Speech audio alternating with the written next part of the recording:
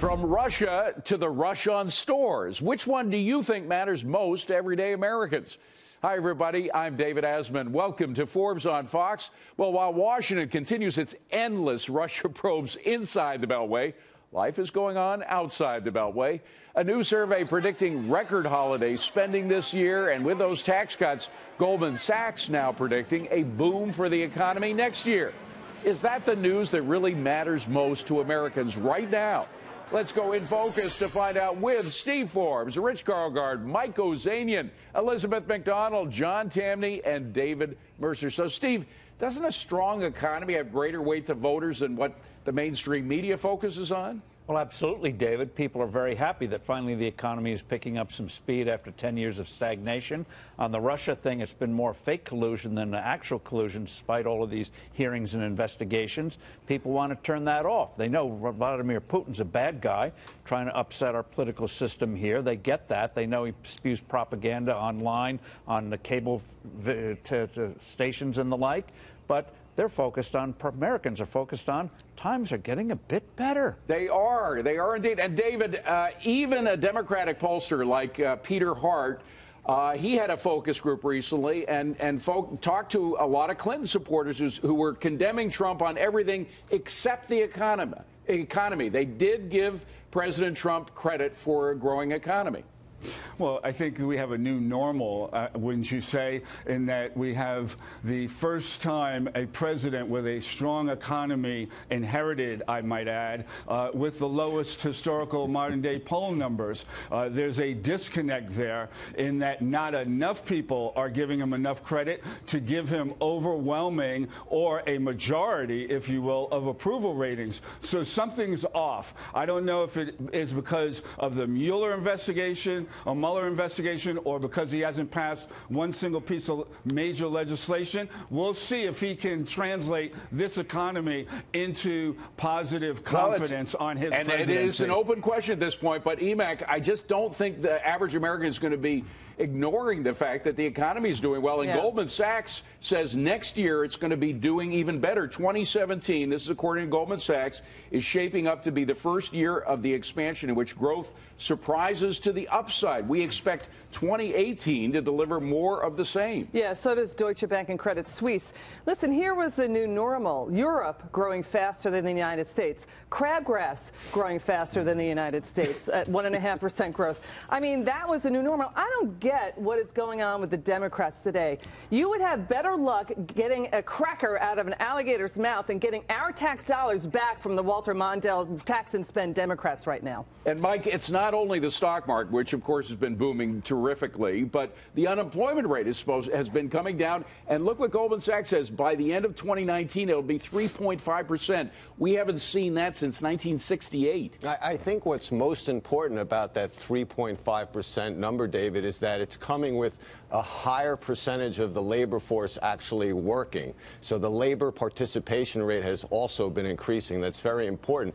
And I think people are starting to feel better about Trump because as low as his ratings are, they're better than his counterparts in France, Germany, and the UK. And, John, we are just in the beginning, John Tamney, of the holiday spending season, but already we are getting record numbers. So there's really a lot of good news afoot. Well, yeah, spending is always and everywhere an effect of production. People are producing more, they're more productive, and that is economic growth. I'll add that with Americans, it's always, and this is what Steve said, it's always about economic growth. Americans aren't terribly political people.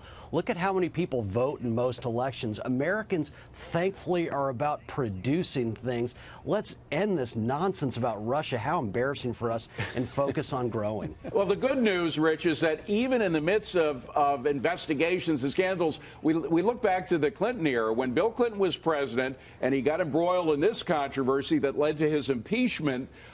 In the midst of that, he had a tremendous tax cut that led to tremendous economic growth. He cut the capital gains tax. Yeah, whatever you think of Bill Clinton, I applaud his centrism. The Democrats, if they ever want to be competitive again, need to go back to peace and prosperity. Whatever, why would that be a bad thing? I think the economy is it's really on a roll. Trump didn't inherit bupkis from Obama, but Obama didn't have 3% growth year in his 8 years as presidency. If we got something other than this leftover turkey soup of a tax plan, and we got an honest-to-God across-the-board tax cut, I think we would get to 4% growth in 2018. Well, Steve, even with a watered-down tax cut, and everybody has to admit it is watered down from what it originally came out as, is that going to be enough to get us moving even more, as Goldman Sachs says? Yes, it'll help. It's certainly better than what we have today overall. And what the Republicans should make clear is this is the first of many tax cuts to come after next year's elections. Great issue, saying we'll do more. You like these? We got more coming for you. David, if Democrats don't join, and there's no sign that any Democrat would join in cutting tax rates, do they think that if that leads to disaster for them in the midterm elections, will they change their attitude and be more tax cutters like Bill Clinton was?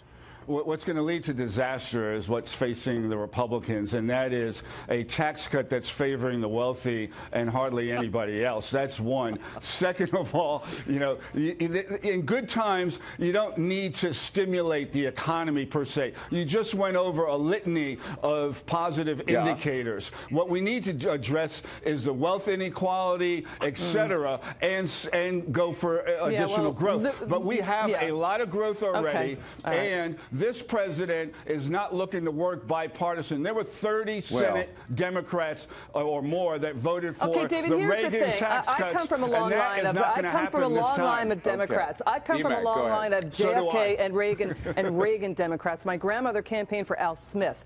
JFK said the best form of fixing income inequality is work.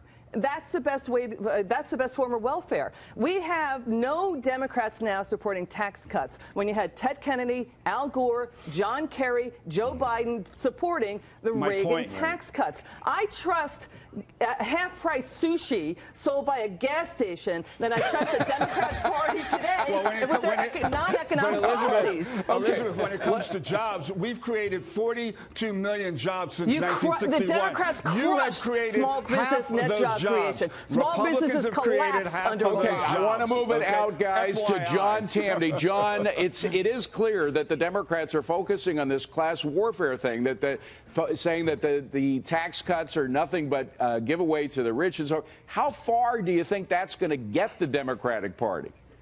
Well, I wish you would get them very far, as in I wish Republicans would embrace that and say, yeah, we're all about reducing the penalties on those who achieve remarkable things and also reducing penalties on those who invest in them. That's the problem with these proposed tax cuts. They don't reduce taxes, but I don't think it matters. I think the genius of this economy is that there's inaction in Washington. Never underestimate the genius of gridlock for boosting growth. Mike, do you agree with that? Well, what I'm going to say is I think the corporate tax cut part of this is going to be huge, because the corporate tax is nothing but a pass-through tax. It hurts employers and employees. Getting that down is going to really help. And by the way, guess who supported corporate tax cuts? President Obama and John Kerry. And Bill Clinton, by the way, too, as well. Gang, we got to leave it at that. Thank you very much.